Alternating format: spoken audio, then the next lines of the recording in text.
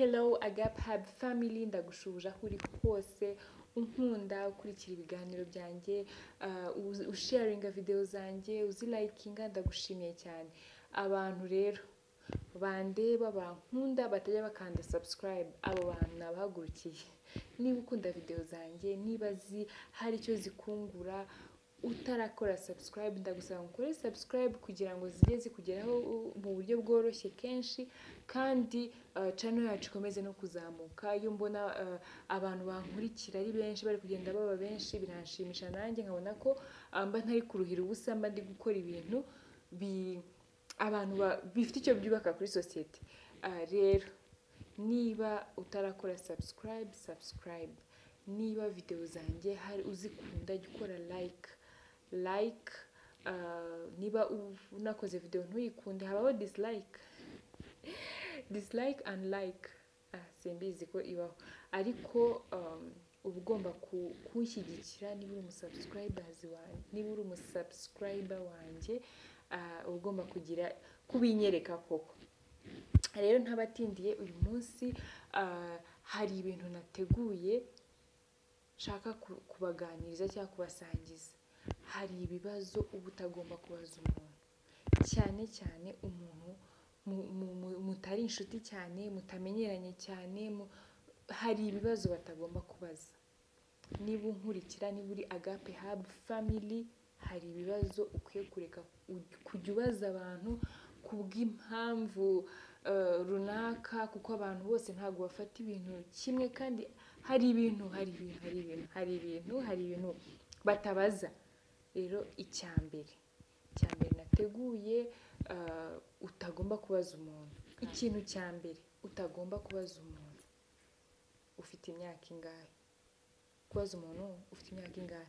Umuntu ushobora kubaza umuntu mumenyeranye, umuntu wawe wa hafi, ariko umuntu ni umustranger, muhuye ari ubwa mbere, guhita umwinjira ngo ufite imyaka ingahe. Hari abantu iki kibazo kibabangamira bitewe n'impamvu. Urugero, niba waje ngo umuntu ufite imyaka ingahe, hari igihe umuntu ahita yumva ko hari ahantu bigiye guhita bihurira n'ikibazo afite. Tuvuge ubaje umuntu ufite imyaka ingahe, afite imyaka 35, wenda afite nk'ikibazo cy'uko akazi ke katagenda neza, cyangwa hari ibintu yifuza kugeraho atarageraho, cyangwa ahita ako kanya atekera, nyine ntago ahita feeling comfortable, ahita avuga uyu muntu ambajije imyaka yanjye, gahita imwibutsa ibintu byinshi cyane bitari ngombwa. Cyangwa ugasanga abantu benshi akubaza imyaka yawe agira ngo ayihuze n'ikindi kintu.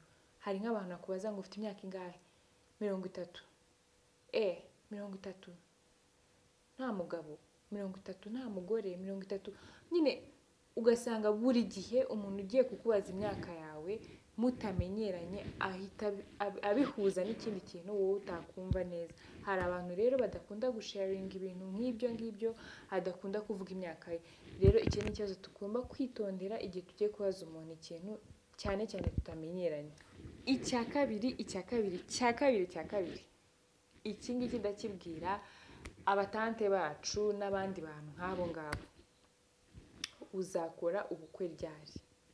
Icyo ni ikibazo gikwiye nacyo gucika muri uyu mwaka tugezemo. Niba ubajije umuntu ngo uzakora ubukwe ryari, cyangwa ubajije umuntu ngo uzakora ubukwe ryari, ese umugabo ni ibintu cyangwa gupanga ubukwe ntago ari ibintu bihita biza ako kanya, kuvuga ngo panze ubukwe n'umuntu, cyangwa uyu muntu tugiye kugirana gahunda yo kubana, ntago ari ibintu bihita biza ngo oya. Nta nubwo ari itegeko, by the way, ntago ari itegeko gushaka cyangwa gushakwa, ntago ari itegeko. Ntabwo icyo kibazo ari ikibazo ukubita ku muntu. Nta nubwo uzi ko muri iyo minsi yari afite ubukwe bugapfa, nyine ntago uzi ibintu biri kubera mu buzima bwe. Rero icyo kibazo niba hari umuntu ujya ukibaza cyangwa niba uri umutante w'umuntu umubaza ngo uzakora ubukwe ryari mukiraho pressure, ushobora no gutuma uwo muntu anakora ubukwe butari ngombwa cyangwa gukora ubukwe kugira ngo ashimishe abantu. Iyo icyo kibazo gikomeza kiza mu matwi yawe, hari igihe ushobora gusanga uri ku making decisions zizakwafekta mu minsi iri imbere cyangwa mu myaka iri imbere y'ubuzima bwawe. Icyo kibazo rero tugishyire ku ruhande mu bibazo tubaza abantu. Icya gatatu, ese uratwite? Ese uratwite? Hari igihe ubona ko umuntu ashobora kuba atwite, ariko kubera ko mutamenyeranye ntabwo icyo kibazo ari ikibazo uhita ubaza umuntu gutyo gusa muhuye ngo uratwite. Hari igihe ushobora gusanga yariye cyane agahaga, cyangwa asanga afite nk'uburwayi bwatumye inda y'ibyimba, cyangwa hari ikintu adanatwite, cyangwa atwite atari tayari yo kukwemerera ko atwite, ugasanga umuntu agahitse yiyumvamo kukubwira ibye. Rero kubaza umuntu ngo icyo ni ikibazo kiri private. Niba umuntu niba ntakwibwiriye ngo ndatwite, wimbaza ngo ndatwite. Ushobora kubibaza umuntu nk'umuntu wawe, ariko ndakeka ko umuntu wawe wo anabikwibwirira utarinze ujya no kubimubaza, arabiguhamagara akubwira mfite inkuru nziza ndatwite. Ariko niba umuntu atabikubwiye, niba umuntu mutamenyeranye atari inshuti yawe ya hafi, iki kintu niba ubona ko anatwite atarabikubwiye, bibone uceceke. Ikindi cya kane, ngo ese ngo iki kintu wakiguze angahe? Winjiye nk'ahantu mu nzu y'abantu n'ubwa mbere, utangiye kujya kureba utuntu turi muri iyo nzu, ngo televiziyo wawe mwayiguze angahe? Abo bantu n'ubwa mbere muhuye cyangwa n'ubwa mbere bakwakiriye mu nzu yabo, utangiye kubaririza utuntu twose. Iyi taburo yanyu mwayiguze angahe? Hafi no kubabaza ngo n'intebe mwaziguze angahe? Nyine wahura n'umuntu yambaye neza mu muhanda, ntabwo muziranye cyangwa ntimumenyeranye, ako gasakoshi wakaguze angahe? Iyo pantaro wayiguze angahe? Iyo wig wambaye mu mutwe wayiguze angahe? Utwo dukweto shani twiza watuguze angahe? Icyo ni ikibazo umuntu yaba yarakiguze amafaranga menshi, yaba yarakiguze amafaranga make, ni ikibazo udakwiye kubaza umuntu. Tugerageze iki kintu tugihindure, kugenda ubaririza abantu ngo aka kantu wakaguze angahe, ngo wayiguze angahe, akantu kose wakaguza.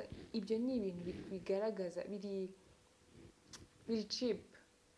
Rindira umenyane n'umuntu, mumenyerane, muganire, mube inshuti. Nyuma yaho uzamubajye umubaza utuntu nk'utwo, ariko ntuhite uhura n'umuntu ngo pompopo ngo iki kintu wakiguze angahe. No. Ikindi cya gatanu, ngo ufite ibiro bingahe? Hari umuntu wambwiye ejo bundi ngo yagiye kuri moto, ngo umumotari aramubaza ngo ngo sister, ngo ibyo biro byawe ngo biranturikiriza moto, ngo ntabwo nakujyana, ngo urabyibushye cyane. Ufite ibiro bingahe? ngo muko ngo urananutse cyane, ngo ufite ibiro bingahe buriya? Kuranga ngo ugira uturo tungahe? Ubajije umuntu gutyo ngo ufite ibiro bingahe? Ufite ibiro bingahe? Yaba ubyibushye cyane, niba uhuye n'umuntu ukabona arabyibushye cyane, wimubaza ibiro. Nta mpamvu yo kumubaza ibiro. Bibone ko abyibushye cyane, nawe ubigereranye mu mutima wawe ubwe. Umuntu ashobora kuba afite nk'ibiro 150 cyangwa afite ibiro 200, uceceke. Ariko ntumubaze. Hari abantu baba bafite complexe y'ibiro byabo, ufite ananutse cyane, abyibushye cyane, ari muremure cyane, ngo upima metero zingahe. Nyine birebe, nubona bikabije, nubona ntabwo icyo kibazo ugomba kukibaza umuntu. Ntagomba kukibaza umuntu, period. Ntagomba kukibaza umuntu. Icyo ni ikibazo cy'umuntu ku giti cye.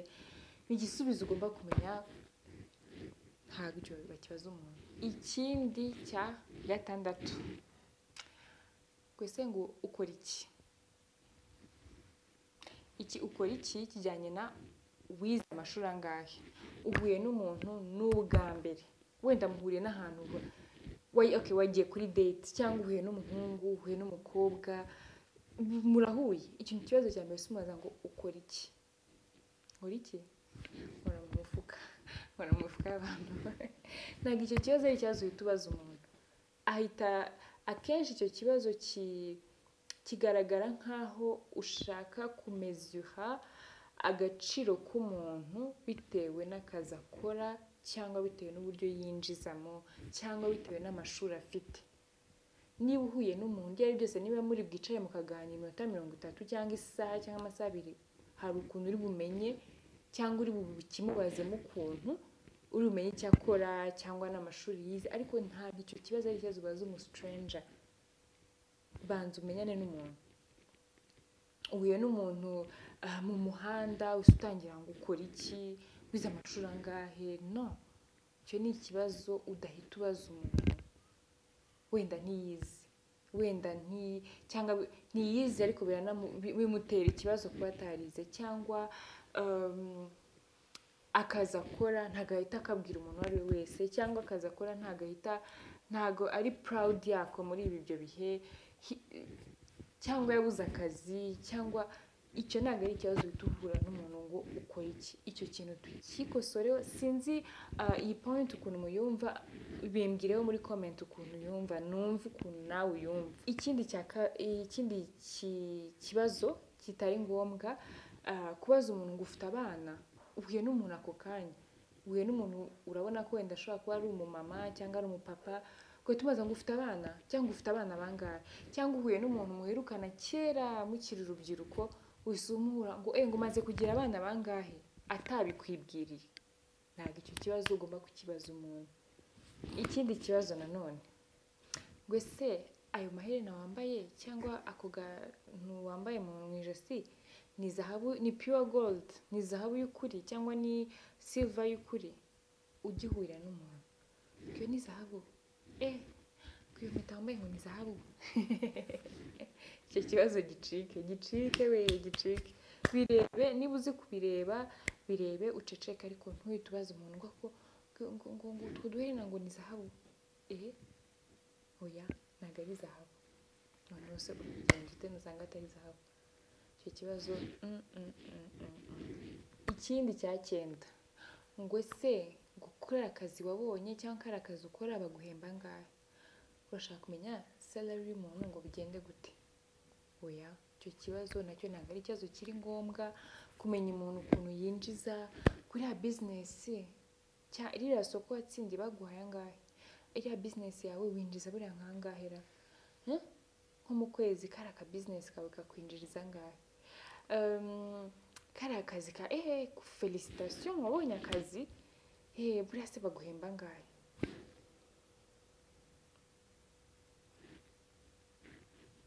Icyo kibazo gicike. Ikindi nsorezaho cya nyuma, ngo uzakurikiza ryari, muzongera kubyara ryari, kari kana kanyu muzagakurikiza ryari? Hako namwe abana babiri ni benshi, ni bakeya, uzakurikiza ryari? Uhuye n'umuntu wenda ufite amakuru y'uko afite umwana umwe cyangwa babiri, urashaka kumenya igihe ntabyo ashaka, ntabwo azakurikiza, ntabyo ashaka, wenda ntabyo ashaka, cyangwa ibyo ashaka gukurikiza ariko ntibirakunda. Ese ko ari Imana itanga abana? Icyo kibazo.